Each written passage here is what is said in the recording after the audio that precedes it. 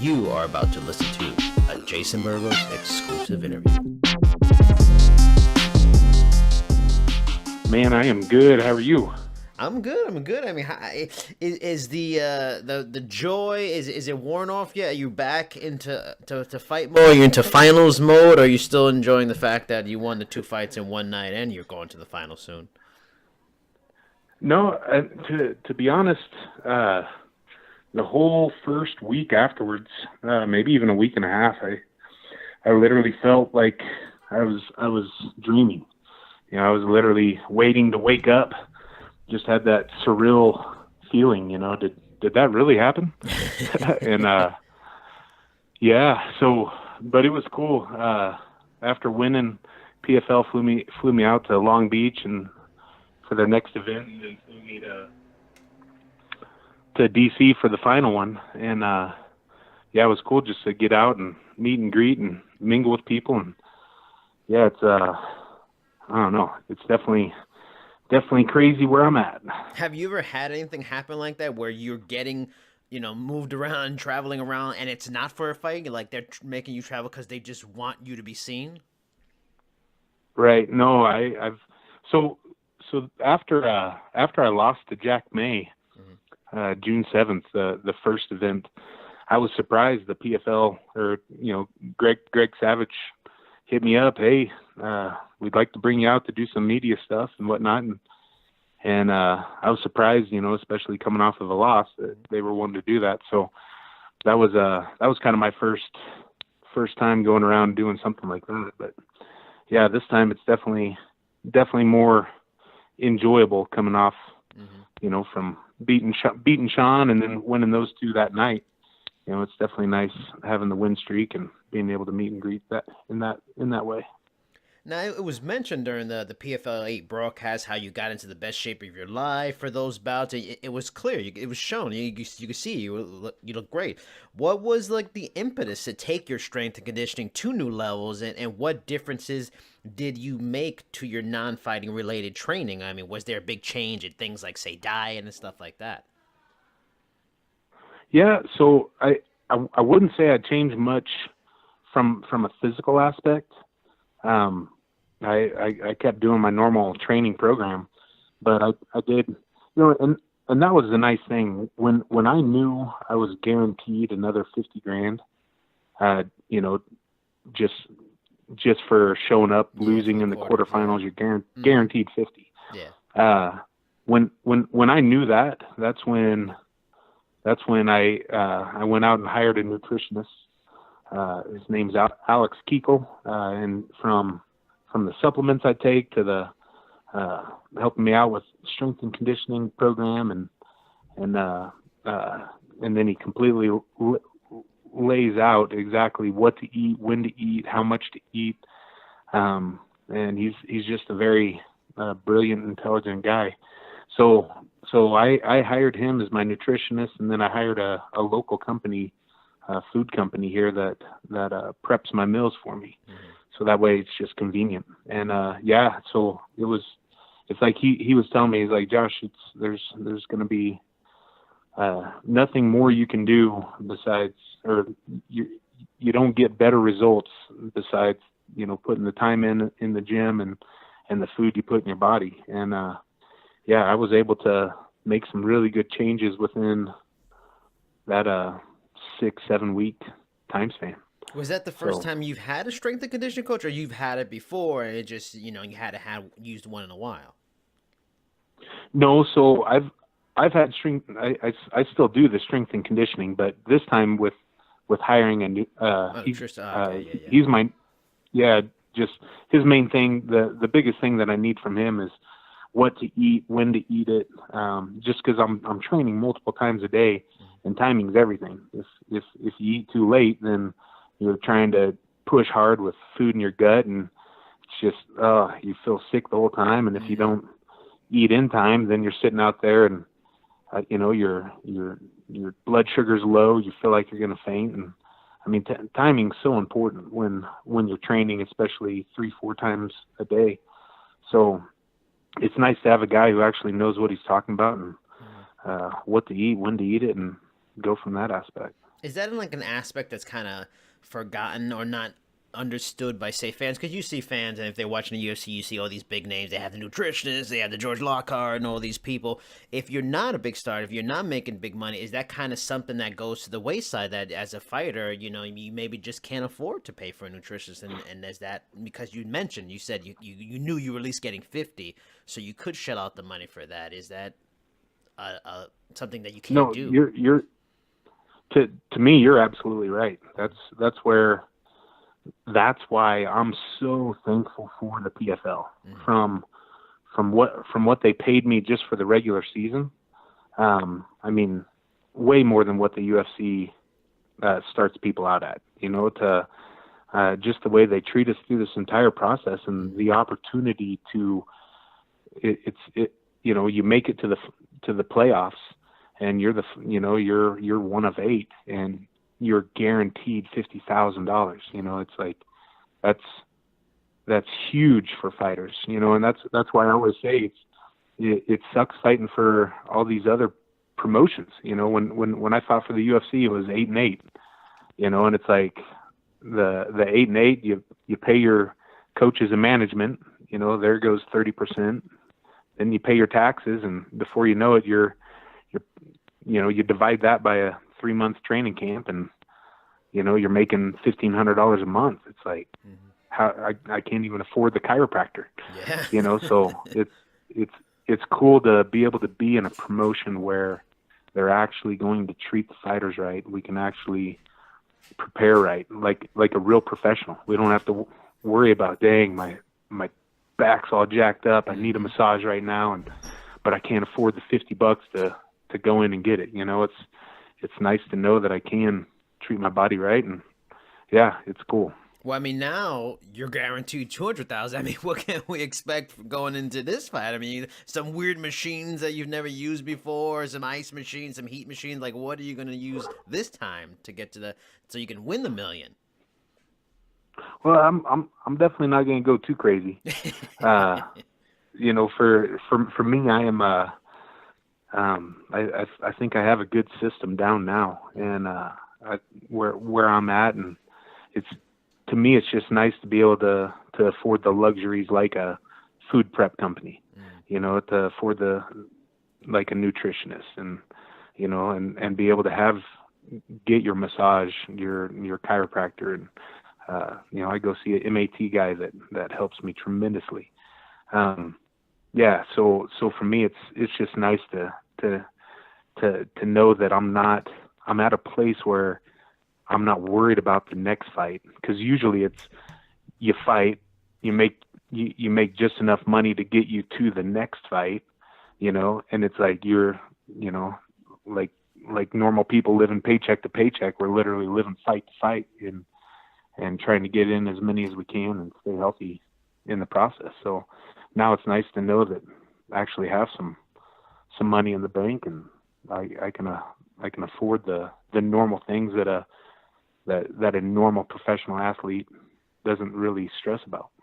Now, going back to how in shape you were, how did you feel during the fights? Was there a big difference? Like, give me specific details. Was your wind better, or just was your strength better? Was just your energy levels in general? Like, how did you feel better?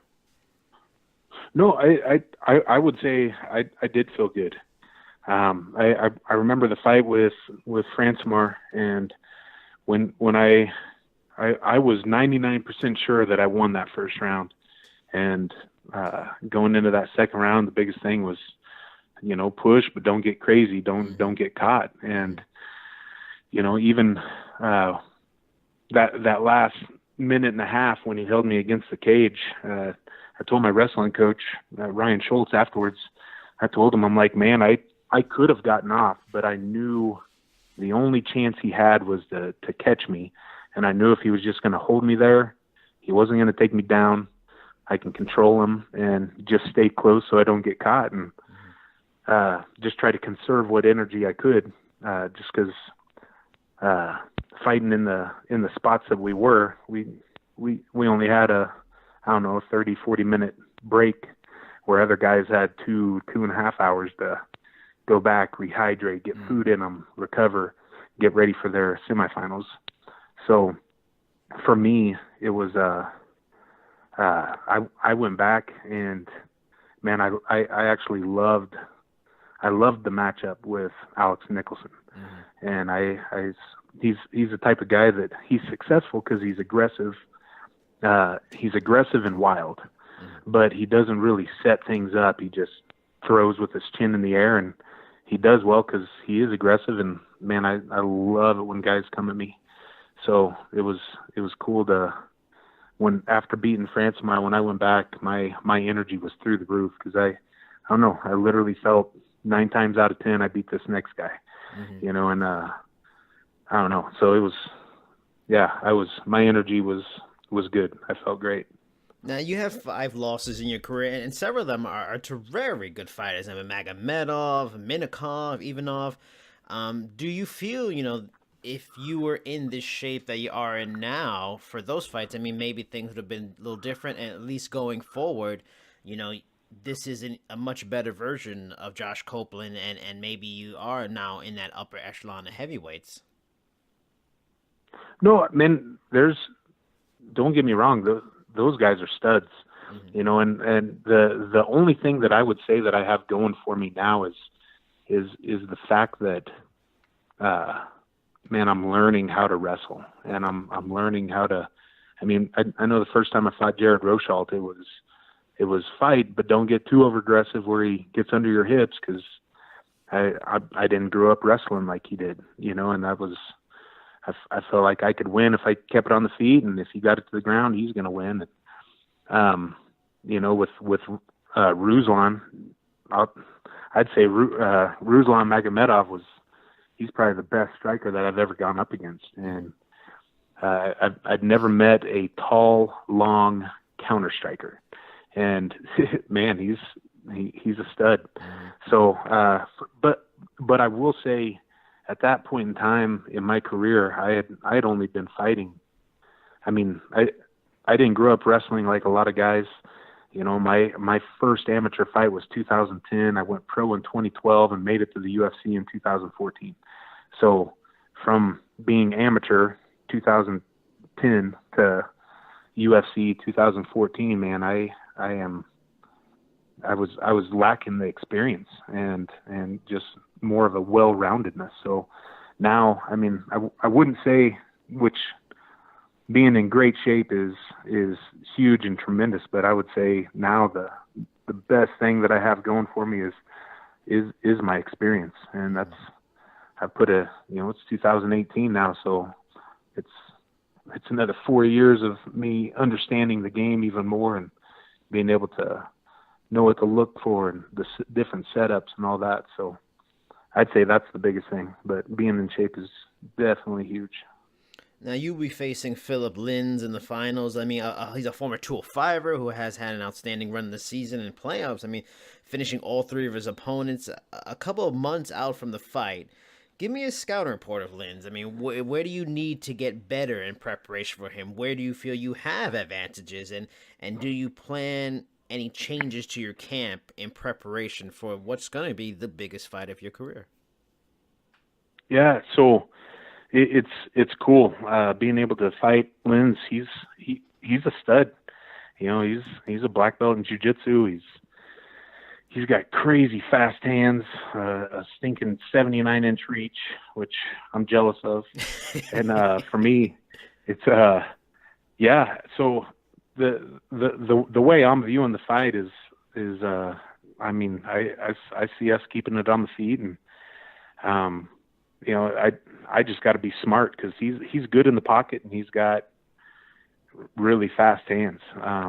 So I got to be smart, and for me, I don't know. He's I don't know what else to say. He's very, very, very well rounded, and and the fact that he was a light heavyweight, there's pros and cons to everything. So it'll be nice because I'll have the weight advantage. Hopefully be able to control him on the cage here and there, and hopefully not be controlled on the cage.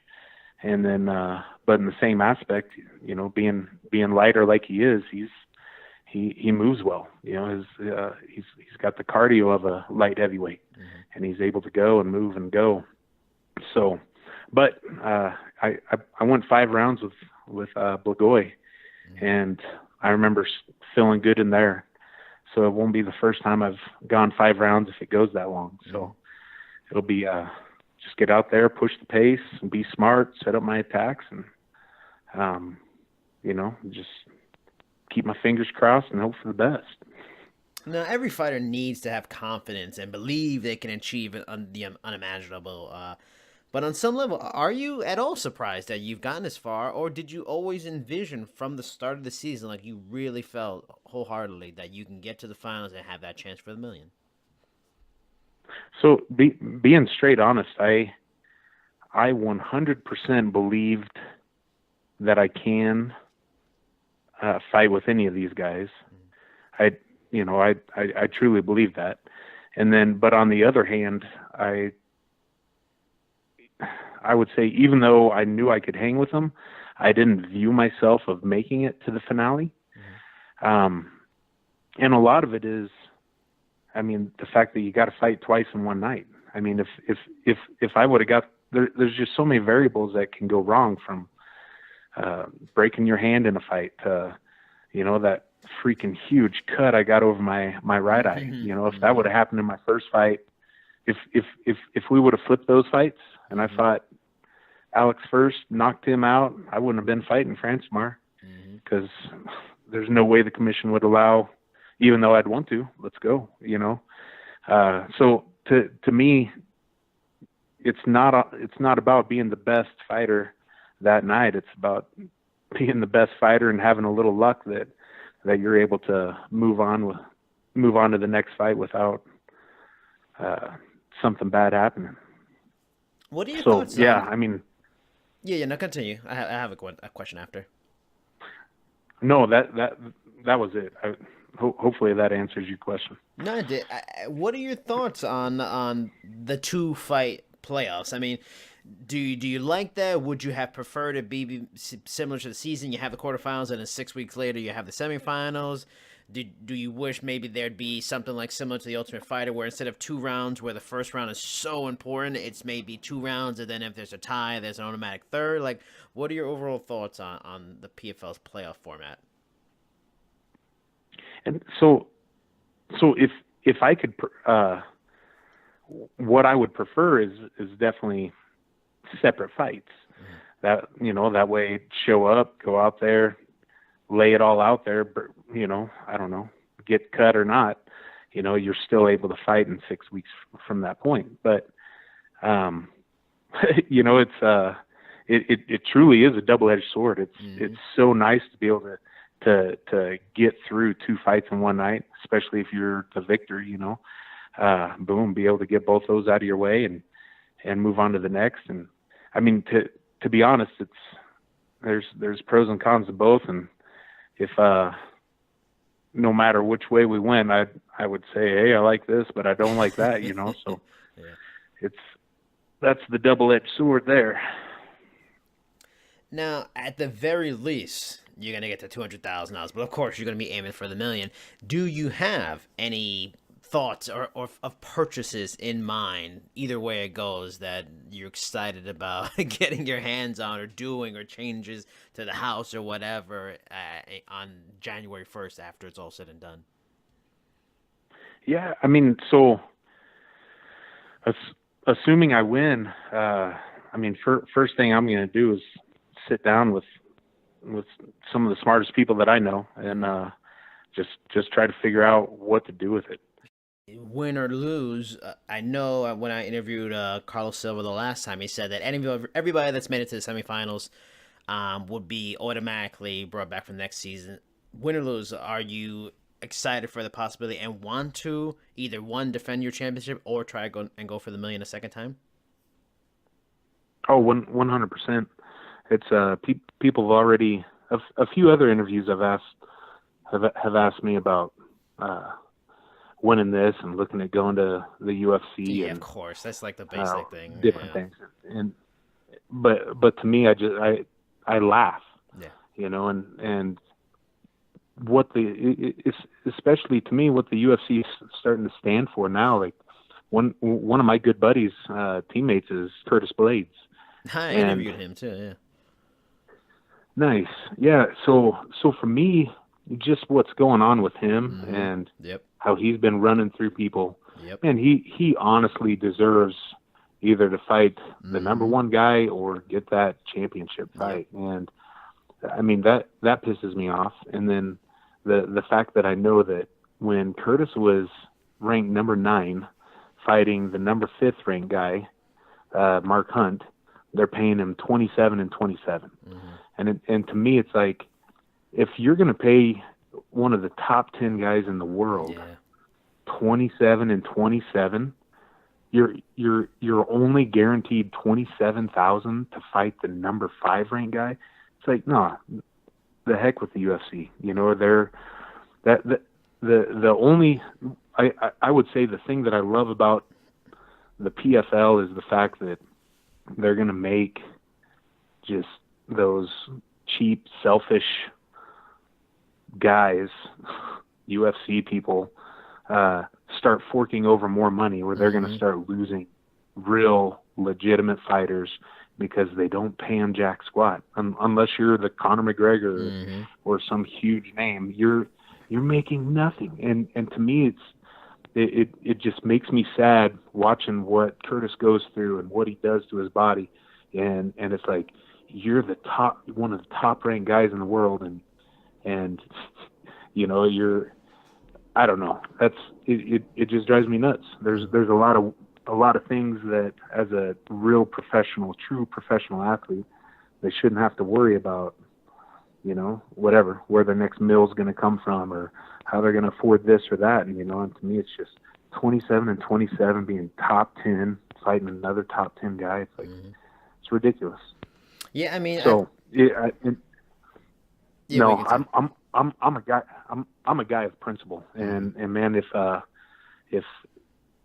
don't know, I'm a loyal person too. So Mm-hmm. I find this company, with PFL, and just, I mean, even the fact that they took me out to Chicago to do PR stuff with me after a loss, it's like, wow, that's very humbling to me. And I get to go out, and I mean, they had no clue, and more than likely probably even counted me out of even making it to the finale, Mm-hmm. but they still found some value in me, and wanted to help me get the word out. So that's, yeah, I love what they're doing. I love how they're treating us. And, man, as of right now, I'm PFL all the way.